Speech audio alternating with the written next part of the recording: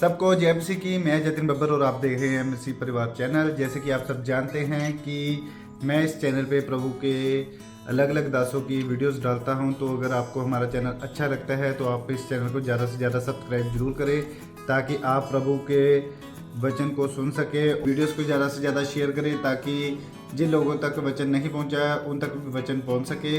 सबको जय मसीह की। एक बार मैं आपसे दोबारा कहूँगा कि इस चैनल को सब्सक्राइब जरूर करें और वीडियोस को ज़्यादा से ज़्यादा शेयर करें। जय मसीह की।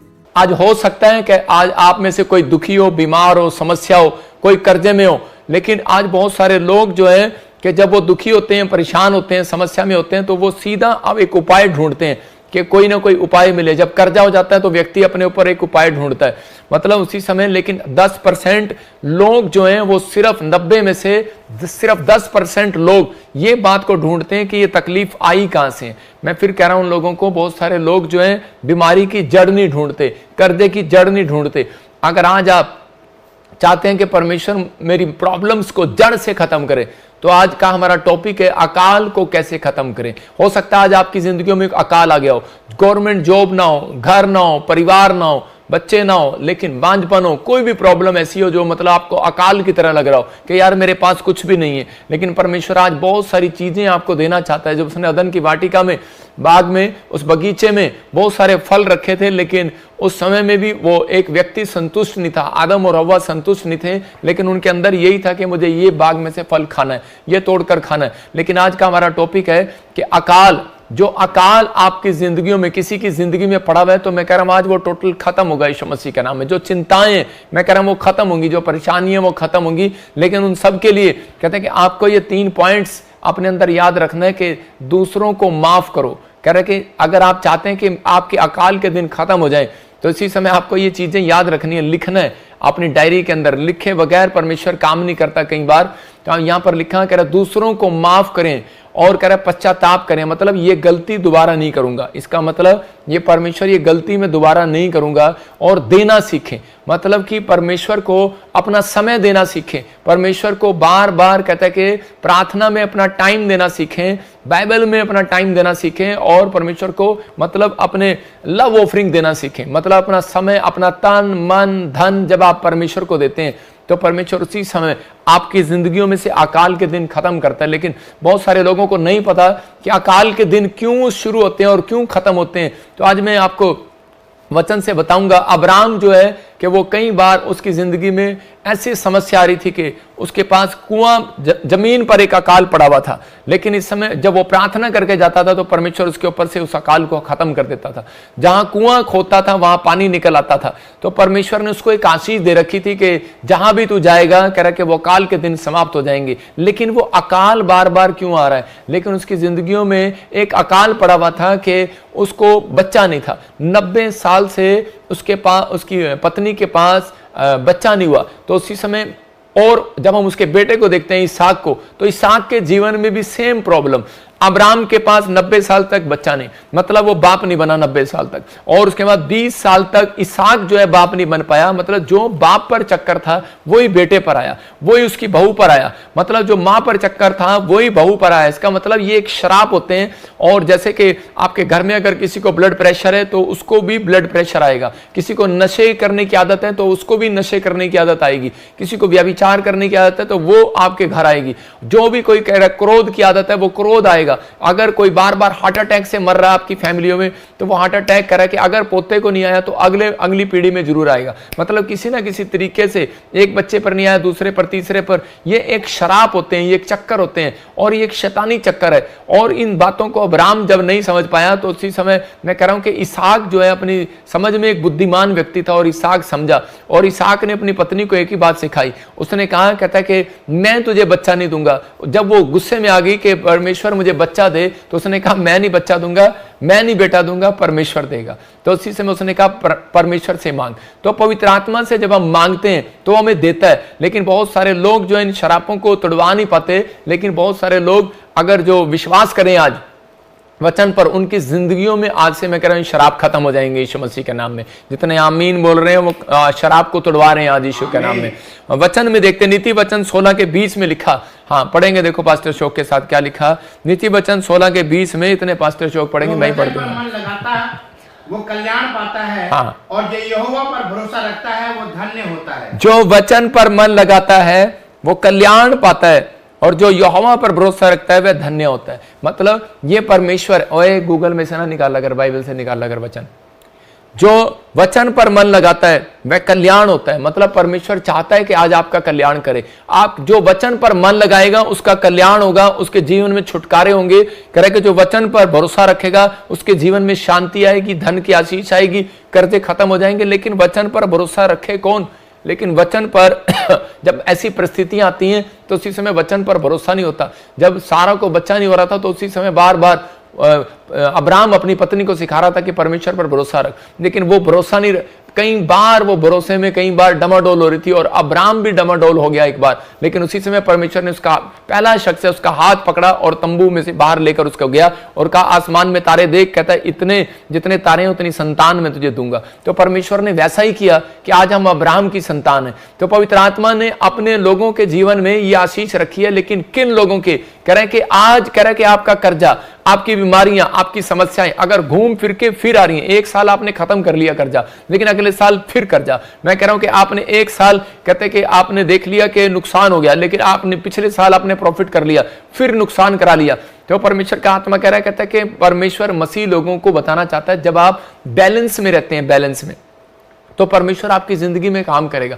डॉक्टर भी बताते हैं अगर आप ज्यादा मीठा खाएंगे तो उसी समय कह रहे कि कोई प्रॉब्लम हो जाएगी, अगर आप ज्यादा नमक खाएंगे तो प्रॉब्लम हो जाएगी। तो आप जब बैलेंस में रहेंगे, मीठा और नमक बराबर खाएंगे, तो उसी समय आपका स्वास्थ्य अच्छा रहेगा। तो परमेश्वर का आत्मा आपको बताना चाहता है, कह रहा है जब आप वचन को पढ़ते हैं और प्रार्थना को करते हैं, कुछ लोग वचन पढ़ते हैं और प्रार्थना नहीं करते, कुछ लोग प्रार्थना करते हैं और वचन नहीं पढ़ते, इसलिए उनकी लाइफ जो है बैलेंस नहीं है। आपकी लाइफ बैलेंस होगी जब कह रहा है कि जब आप वचन को भी पढ़ेंगे और प्रार्थना भी करेंगे। मेरे पास एक बुलेट मोटरसाइकिल थी और उसका पिस्टन जो है ना वो गर्म हो जाता था जल्दी जल्दी से, मतलब कि क्यों, और जब मैं मिस्त्री पर लेकर गया तो उसने मुझे बताया कि इसमें कूलेंट की कमी है, तो कूलेंट डालिए, गर्म होगी। इसके अंदर एक कूलेंट आता है और वो पेट्रोल के साथ डालना पड़ता है उसकी जगह में, जिससे वो ठंडी रहती है। तो मतलब कि आप जब प्रार्थना करते हैं, देखा आपने जब फास्टिंग प्रेयर करते हैं तो उसके बाद आप कैसे गर्म रहते हैं, मम्मी जल्दी से खाना ले आ, जल्दी से ये ले आ, जल्दी से, पता है मैं उपवास में हूँ, गर्म रहते हैं। और लेकिन उस समय जब आप वचन को पढ़ते हैं तो आपको कूल करते हैं। कभी कभी प्रार्थना करने वाला व्यक्ति हमेशा गुस्से में रहेगा, ये याद रखना, क्योंकि मैं प्रार्थना करके आऊँ, मैंने बहुत कुछ जीत लिया परमेश्वर से। और इसमें आजकल की पत्नियां जो हैं, आजकल के बच्चे जो हैं, वो अपने अपने रूम में जाते हैं और उसके बाद ऐसे सीधा आते हैं कि हाँ खाना बनाओ, हाँ रामू खाना लाओ। लेकिन परमेश्वर का आत्मा कह रहा है कि आज जब आप प्रार्थनाएं करते हैं तो आप गर्म रहते हैं, लेकिन जब आप वचन को पढ़ते हैं तो वचन आपको बताता है, कहता है कि क्रोध ना करना, तो उसी समय आपके सामने जब वचन आता है तो उसी समय आप ठंडे हो जाते हैं यीशु मसीह के नाम में। तो आपको विश्वास करना है कि पवित्र आत्मा आज रात आपकी जिंदगियों में कहता है कि वो कूलेंट देना चाहता है। तो वचन जो जब आपकी जिंदगियों में आएगा तो लिखा वचन पर विश्वास करने वाले व्यक्ति का कल्याण होता है। जो मन लगाएगा कल्याण होगा, कह रहा जो भरोसा रखेगा, विश्वास करेगा वो धन्य होगा। तो आपको फैसला लेने के परमेश्वर कि मुझे वचन पर भरोसा रखना है, वचन पर मन लगाना है। तो आप प्रार्थना तो करते हैं, लेकिन वचन पर जब मन लगाते हैं तो परमेश्वर आपकी जिंदगी में काम करता है, क्योंकि ये शरापों को तोड़ता है।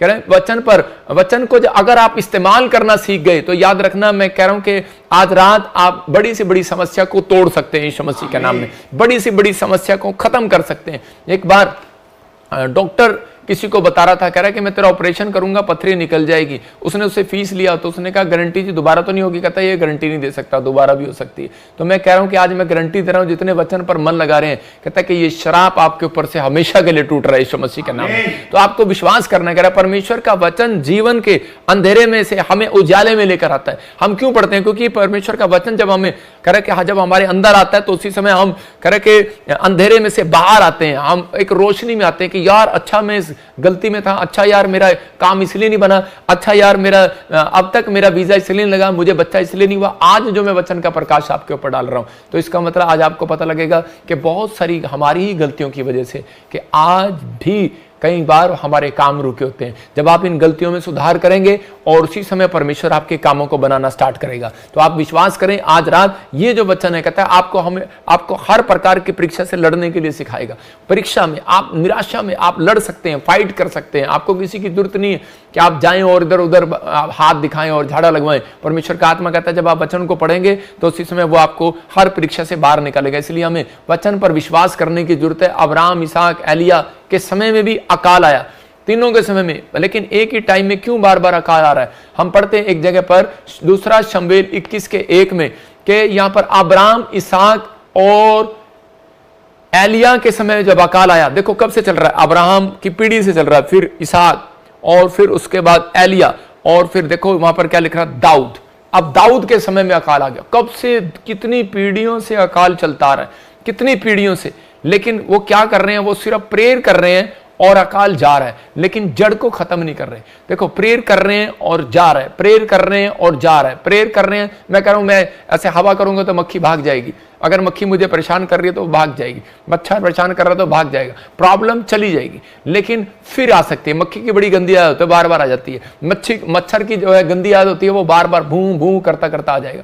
लेकिन यहां पर कह रहा है वो शैतानी एक चाल है, शैतानी एक चक्कर है। अगर आपके ऊपर बार बार कोई प्रॉब्लम्स आ रही हैं, बार बार एक्सीडेंट होते हैं आपके, हर साल दिवाली के पास आकर आपका एक्सीडेंट हो जाता है, हर साल कहता है कि कोई ऐसी जगह के पास आकर या क्रिसमस के पास, आपका नए साल के पास आकर कोई प्रॉब्लम स्टार्ट हो जाती है, तो इसका मतलब कोई चक्कर है भाई। और इसी समय उस चक्कर को यीशु मसीह के नाम में मैं तोड़ देता हूं, यीशु मसीह के नाम में। लिखा कह रहा दाऊद के दिनों में लगातार, हाँ पढ़ो देखो, दाऊद के दिनों में लगातार 3 वर्ष तक अकाल पड़ा। 3 वर्ष तक अकाल पड़ा, हाँ हाँ। तो दाऊद ने यहोवा से प्रार्थना की। यहोवा ने कहा ये शाऊल और उसके खूनी घराने के कारण हुआ, क्योंकि उसने गिबोनियों को मरवा डाला था। हाँ देखो क्या लिखा, कह रहा है कि दाऊद ने जब बार बार दाऊद जो है परेशान हो गया कि यार मेरे दादे परदादों से जो है अकाल चला रहा है, अकाल अकाल अकाल अकाल, कहता हम कब तक जिएंगे, हर साल बाद अकाल। अकाल एक दिन का नहीं होता था, 3-3 साल का।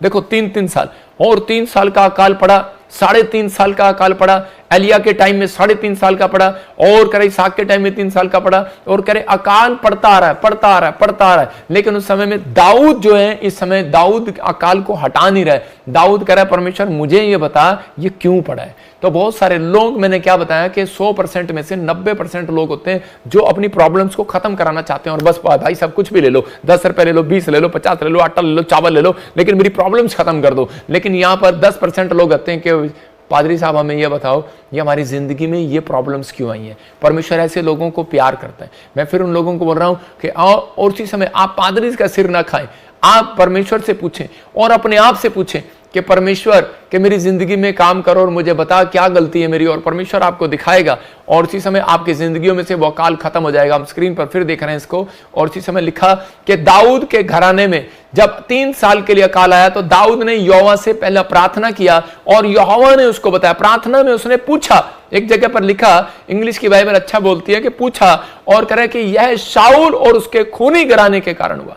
किसके कारण? शाऊल के कारण और उसके खूनी कारण। इसका मतलब कह रहा जो इजराइल में जो पुरख लोग थे पुराने, कहता उनके कारण आया ये। हो सकता है आपके घर में कोई बीमारी आ रही है, समस्या आ रही है, कर्जा आ रहा है, तो वो आपके घराने के कारण आ रहा है, कोई पुरखों के कारण आ रहा है, और इसलिए कह रहा वो खत्म नहीं हो रहा। क्योंकि हत्या का एक पाप ऐसा होता है, कह रहे अगर आपके दादे परदादों ने किसी की हत्या कर दिया तो उसी समय परमेश्वर पीढ़ियों तक दंड देता है। और बहुत बार हम मसीह लोग कहते हैं हमारे शराब टूट गए, लेकिन नहीं, कह रहा कि प्रकाशित वाक्य 21 के 7-8 में लिखा, कह रहा कि जो कोई जय पाए, कहता है वो इन वस्तुओं का वारिस होगा। मतलब कि आपको जय पानी अपने दिमाग पर, उन विचारों पर। बंद क्यों कर रहा है वचन? मैंने रोका है कालू तेरी।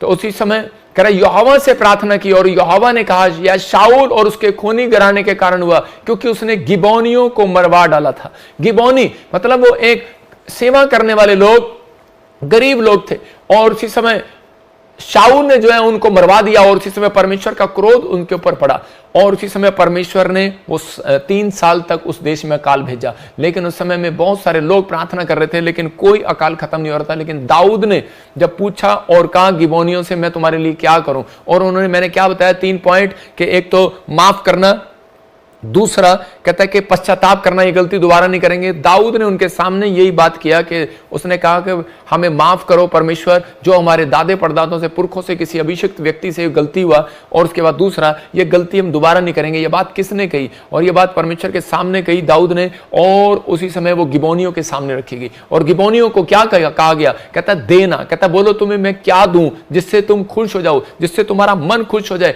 और उसी समय उन्होंने कहा इसका हमें सिर चाहिए। तो जो भी किया उसने, और उसने उसी समय उसने उनको उसके हाथ में कर दिया। मैं कह रहा हूं कि आज परमेश्वर का आत्मा कह रहा, कहता है कि ये 3 चीजें आपकी लाइफ की स्टोरी बदल देंगी। आज जब आप प्रार्थना में जाएंगे, हो